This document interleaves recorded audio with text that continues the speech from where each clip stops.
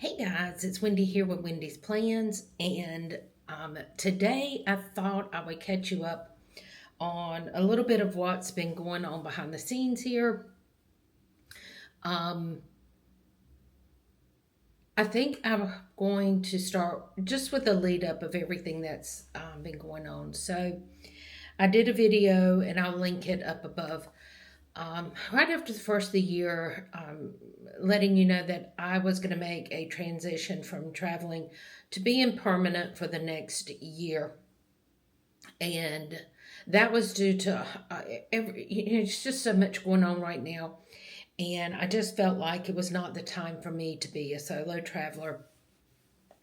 And so I signed a lease on an apartment. And I knew at the time that Christopher and Emma would be going to um, Japan.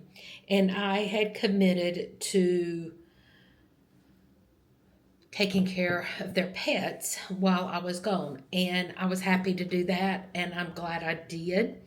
But they were going to be gone from, I don't know what day they left, until the 25th. And my lease I signed on the 20th, that I could move in on the 20th. So it kind of worked out. That was a positive thing. It was a good thing because it gave me an overlap of time, because guys, I had nothing. I've got a little bit now. I didn't have any furniture. I had nothing to start my kitchen with except what I carried in with me while I was traveling. So I'm not just setting up house. I am starting over from scratch. So I've got a bed, I've got a desk, I have a couch. That's pretty much, and a desk chair. That's all the furniture I have, and some bar stools at the bar. That's the only furniture that I have, and that's okay because I'll just get stuff as time goes. So that's where I'm at personally as far as getting set up into an apartment. I have put out a apartment tour, and I'll leave that up above. Um, but there is some more footage coming of setting up my apartment. Um, the thing that you guys were unaware of, unless you follow me on Instagram, is that you know that my mom has been dealing with Alzheimer's. I'm going to get through this, guys, without crying. And because I would regularly put in my planner, visit mom. And I got a phone call the first day that Christopher and Emma were leaving, um, or on their way to Japan. And I went immediately, got in the car and went. No, let me backtrack. They called and said, um, she's failing and you need to get here. And this was late in the night. And I asked, do I need to come right now? Because I'm 2 hours away. I can come right now. And they said, no, you can probably wait. And I said, because I can come tomorrow or I can come right now. Which do you think would be better? And they said, no, you'll probably be okay for a day or two. And I took them at their word that if there was a change, they would call me. So the next morning, I got up and I immediately got ready and drove to my mom's. I wanted to be there with her. And halfway there, I get a phone call from the facility that my mom had passed. So I was so disappointed at the facility because I wanted to be with her.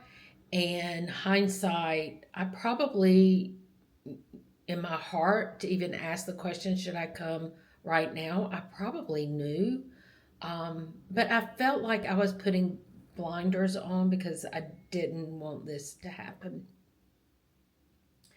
So, um, I had to text Christopher and Emma in Japan and let them know. Now, this was not a surprise to them because they knew my mom was not doing well. We all knew she wasn't doing well. And I also knew that my mom would have wanted them to be on their vacation and enjoy themselves. So we had talked before they left. We had talked, and so they knew. We knew that there was a possibility that this would happen. I kind of felt like it was a possibility that it could happen if I decided to go back traveling. And I really think that played a big part in why I was hesitant about going on the road. And so um, my mom's arrangements had been made for a long time. And I made the decision to wait for the funeral until my son got back. And so instead of this being, you know, where someone passes and within just a few days you have a service, this felt like to me that it was drawn out, and it was for good reasons. So I just had a lot of things going on, getting everything together for the service and saying goodbye to my mom. That has been very difficult. So things have been kind of, I know I missed an upload once last week. And I'm hoping that I'm back on track and that you're going to start seeing me on social media, because I do want to bring you this. The happiness in all of this is that I am here for a year in place, and I want to bring you me setting up my new life in an apartment in North Carolina. And so moving forward, I'm hoping to bring you a lot more content than just planners.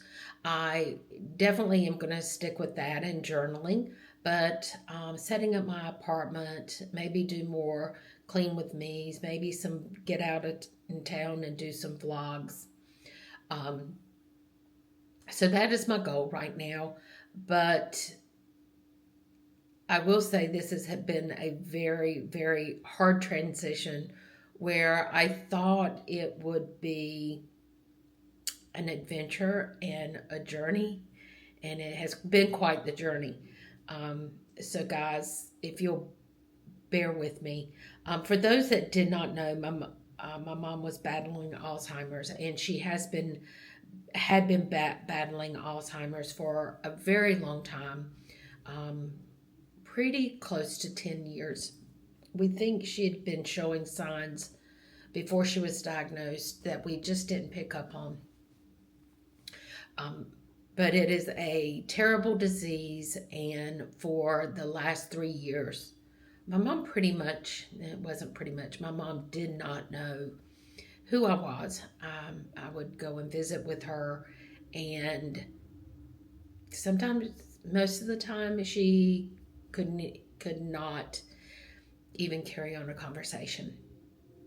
So it has been, it's a devastating disease for the families. It's a devastating disease for the person going through it. So guys, if you'll bear with me over the next couple weeks, I'm going to get myself together and I'm going to put out some videos for you guys. And I hope they're things that you enjoy. So guys, Thanks for being there for me and supporting me in my channel. And I really appreciate each and every one of you.